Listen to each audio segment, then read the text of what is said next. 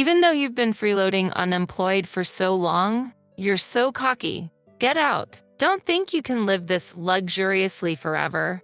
As I lifted my face from the laptop I had been working on at the dining table, a sharp pain shot through my neck. Ouch, that's hot.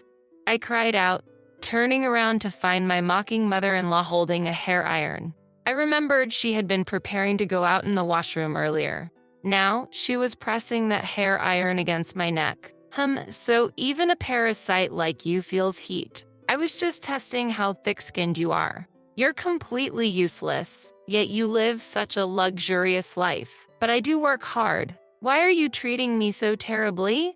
You call that working? Staying at home and being lazy is not a job. It's about time you stop leeching off us.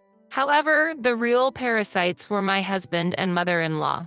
I was the one paying the $5,000 rent, living expenses, and allowances for both of them. Despite that, I wondered why I had to endure such treatment. I've reached my limit. Leave this house immediately. Who knows what I might do next? Just to be clear, you really want me to leave? Once I go, I'll never come back to this place, you know? Yes, please do. I never want to take care of someone as poor as you again. I had become indifferent to such a home and family. Tears mixed with frustration and pain in my neck. I packed my belongings. Without looking back, I left my in-laws' house for good. My name is Kelly, 35 years old. It has been 2 years since I got married. Even before marriage, I had been working from home as a freelance writer. After graduating from college and working in a company, I had to quit and return to my parents' home when my father had an accident. I couldn't let my mother, who had difficulty walking, take care of my father alone. That's when I started looking for a job I could do from home. I began as a freelance writer with simple internet-related tasks. As my father recovered and I found more time, I gradually took on more work. It turned out I was quite suited for writing, and my income steadily increased. My articles were well received by readers, leading to direct contract offers. Before I knew it, I was earning more than I did as a company employee. During this time, I attended a reunion with my college circle friends. Hey, isn't that Kelly? Long time no see.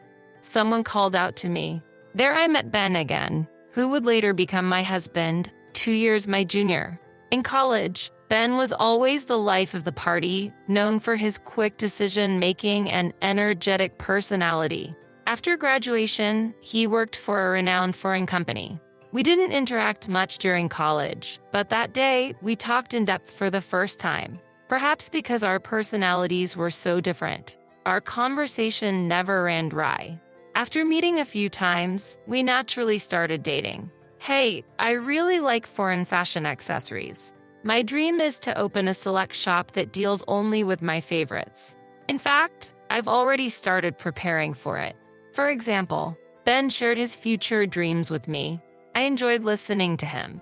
His mature intellect combined with a childlike curiosity made his stories seem achievable. Even a reserved person like me felt exhilarated just by listening, so I was genuinely happy when he proposed. A turning point came about a year after we got married. My father-in-law passed away suddenly.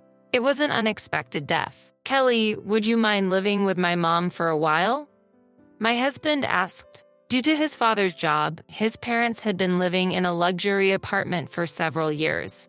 But after his death, it was difficult to continue paying the high rent. Mom is still struggling to accept his sudden passing. She wants to stay there a bit longer, but the lease still has about a year left. Could we stay for that period?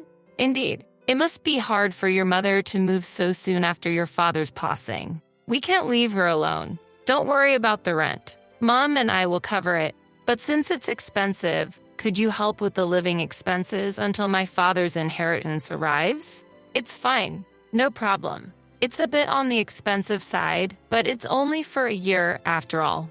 Even though I had no interest in fashion or luxury goods, I was intrigued by what the interior of a luxury apartment might look like. At that time, I underestimated what it would be like to live with my mother-in-law. Little did I know, it was the beginning of my hardships.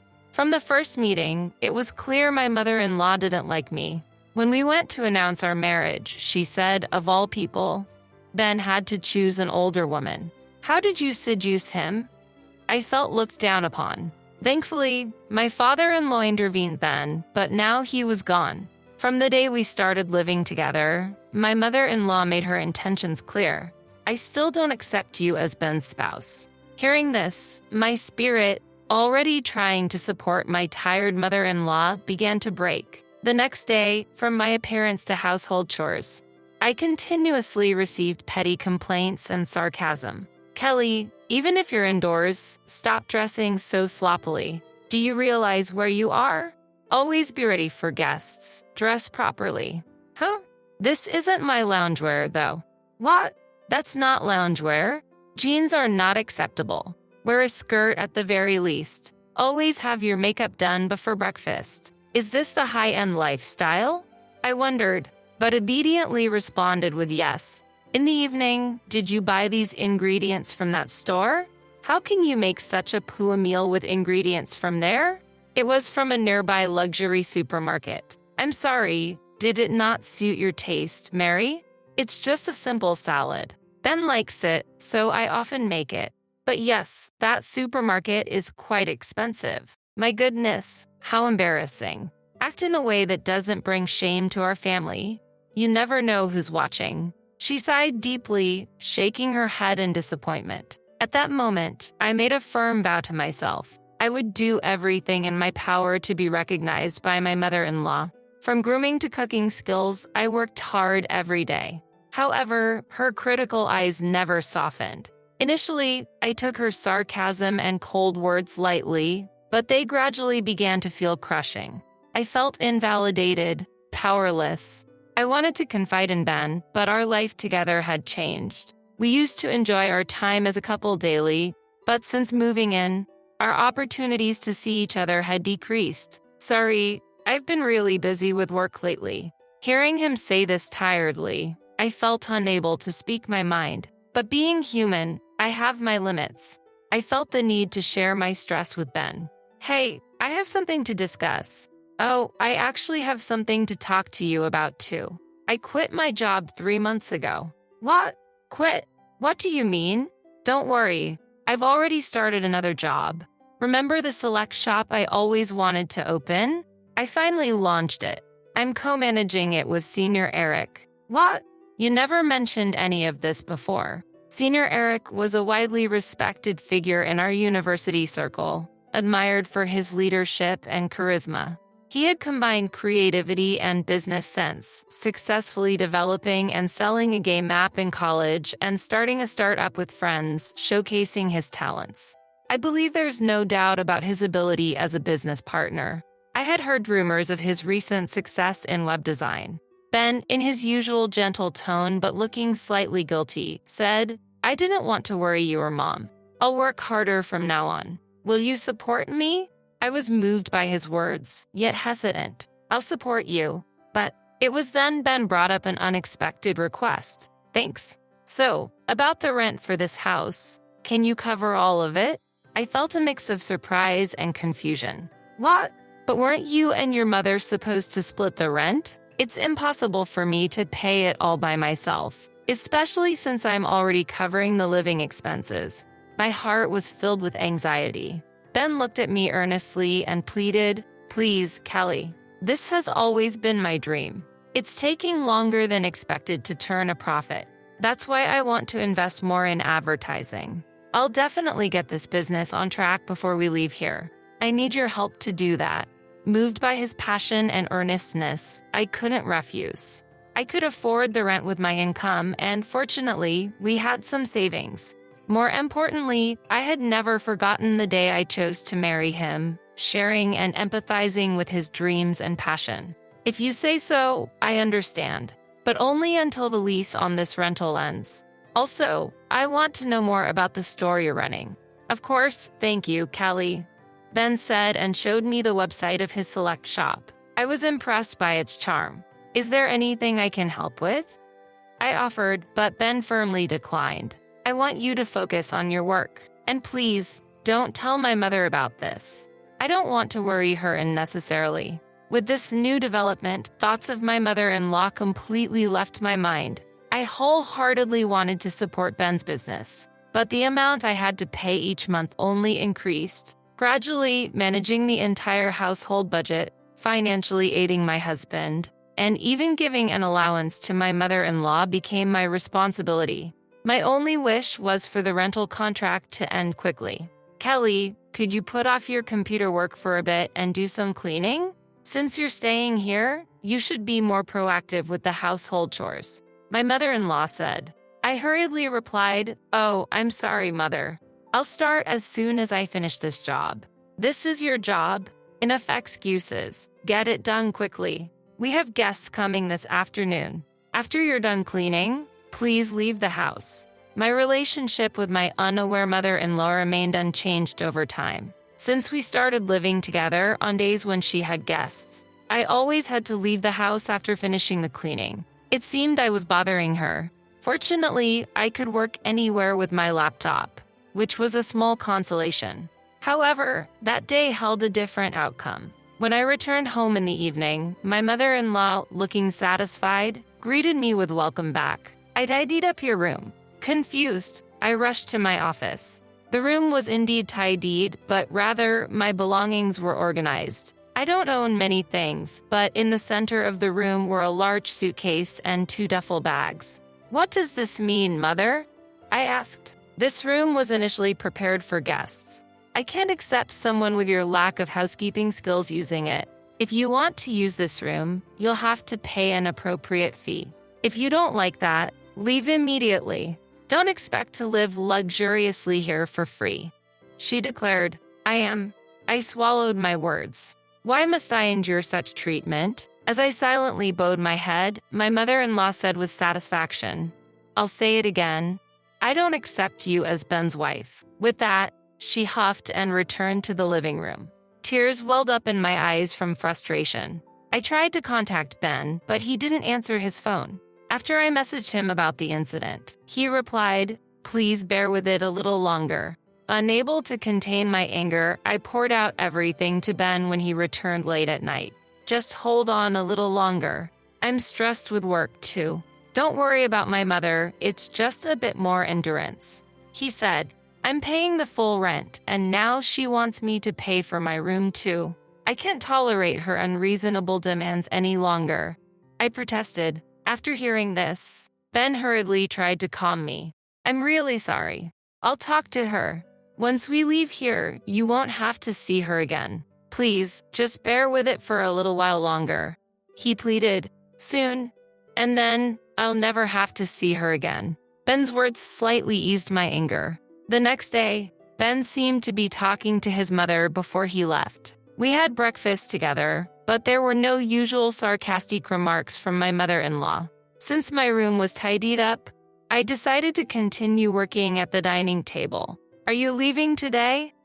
At my mother-in-law's words, I looked up from my computer. Instantly, I felt a sharp pain in my neck. "Ouch, that's hot," I screamed, turning around to see my mother-in-law standing there with a smirk, holding a hair iron. "What are you doing?" I exclaimed. That was all I could say as I held my painful neck and rushed to get a cooling pack from the fridge. Thinking back, my mother-in-law had been getting ready to go out in the washroom earlier. She had used the hair iron she was holding against my neck. "Oh, so you can feel the heat too. I wanted to see how thick-skinned you are. Living such a luxurious life, yet so useless. I work hard too. Why would you do something so terrible? Working? You're just using your at-home job as an excuse to slack off. Nothing but an unemployed person. It's about time you consider our situation and become independent," said my mother-in-law. In reality, I was the one bearing the rent and living expenses. Yet, I couldn't understand why I was being treated this way. Before I knew it, I was glaring at her. "What's with that look? The look of a poor person. I've reached my limit. Leave this house immediately. Otherwise, I don't know what I'll do next. Am I really allowed to leave? I won't come back here ever again, you know? Yes, that's fine. I'm fed up with taking care of poor people like you."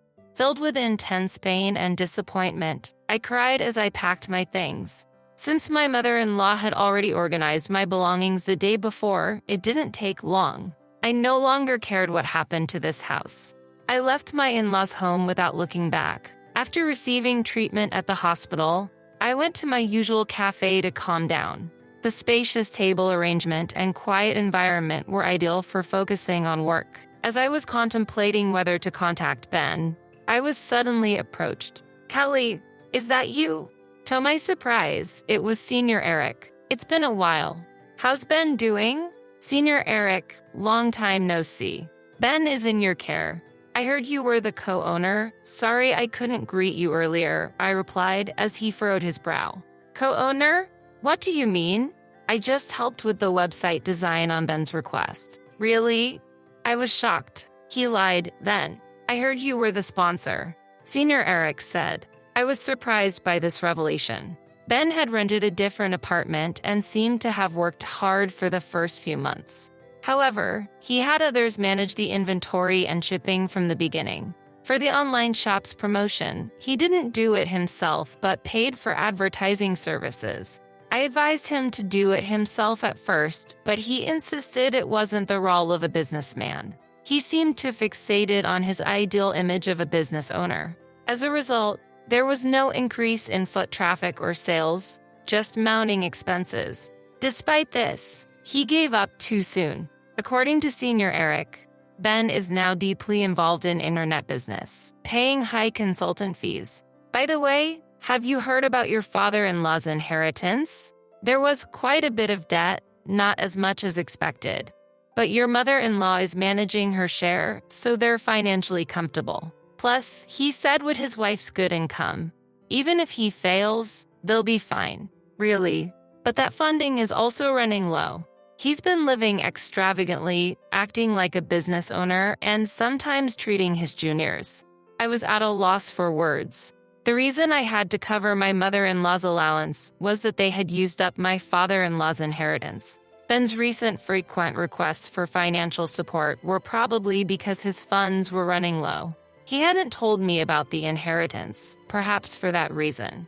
Doubts connected with Senior Eric's words, and everything became clear.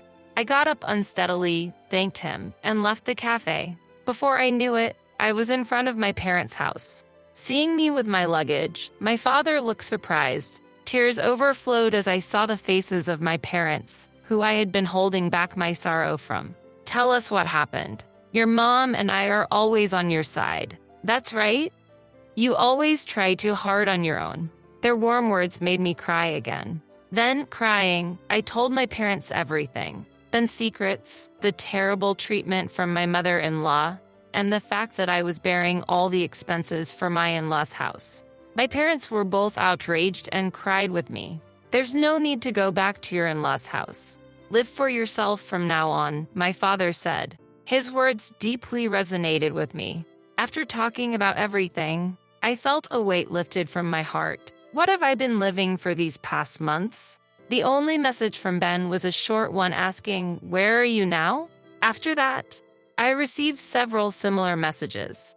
After ignoring several similar messages, his attempts to contact me stopped altogether. To Ben, my existence must have been just that insignificant. More than sadness, I felt a firm resolve. Just having a meal with my parents, I could feel the warmth of a family. Maybe what I had been seeking was such simple moments of happiness. While staying at my parents' house, I gradually felt like I was regaining myself. About 2 weeks later, Ben called, probably because the rent payment was due.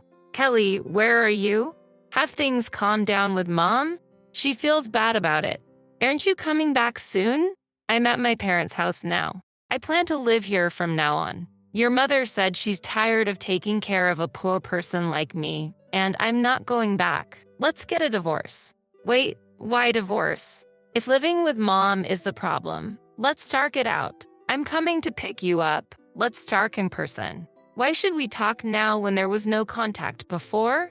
And how's your business?" After that question, there was a moment of silence. "Actually, I'm seeking advice from someone knowledgeable in business. There might be a big plan realized next month. That's it. Let's go look for a new place to live before that." Ben said, "Don't change the subject. You haven't told me anything important. That's why I don't want to talk anymore. I'll write the divorce papers and send them to you, I said and hung up the phone. However, that night, Ben suddenly appeared at my parents' house. I talked to him through the gap in the door with the chain on. Kelly, please don't be mad. Let's go back. Mom feels bad about it. Come on, stop sulking. Sulking? I was kicked out of the house by your mother. Don't take it seriously. Not take it seriously. Did you know why I left the house? Your mother pressed a hot hair iron against my neck and burned me. I don't know what else might happen, and there's no way I can go back. I brushed back my hair to show him the burn mark on my neck. Did Mom really do that? I'm sorry, I didn't know. Why didn't you tell me? Mom told me it was just a simple fight. I'm really sorry. Are you okay? A simple fight? His flippant words made my anger boil over. I had planned to decide on a divorce without facing him, but my indignation overflowed. I felt the same anger towards both my husband and mother-in-law. I thought of blaming them thoroughly. The outrage in my heart seemed to burn. Anyway, I'm not coming back. You should go home too. I'll contact you again tomorrow. Really? Will you actually contact me? I can't accept a divorce without even discussing it. If you don't contact me, I'll come back tomorrow. Ben said this and left. I prepared and arranged to meet with Ben and my mother-in-law 3 days later in the afternoon. The place for the discussion was a cafe restaurant on the 30th floor of a luxury hotel. On the day, I dressed in a high-end brand dress, revealing my neck and styling my hair up. My mother-in-law looked displeased at the sight of me. Thank you for gathering today. I have reserved afternoon tea, so please enjoy it. I smiled at my mother-in-law and Ben. Ben seemed a bit relieved at my calm demeanor. Soon, tea and small appetizers were served at our table. Before we started eating, my mother-in-law began to speak to me. Kelly, I'm truly sorry about last time. I was wrong. Ben scolded me harshly. You'll forgive me, won't you? I didn't respond immediately and quietly continued eating my appetizer. Then, I turned my neck to show the burn scar. I can forgive you. Not until this scar fades.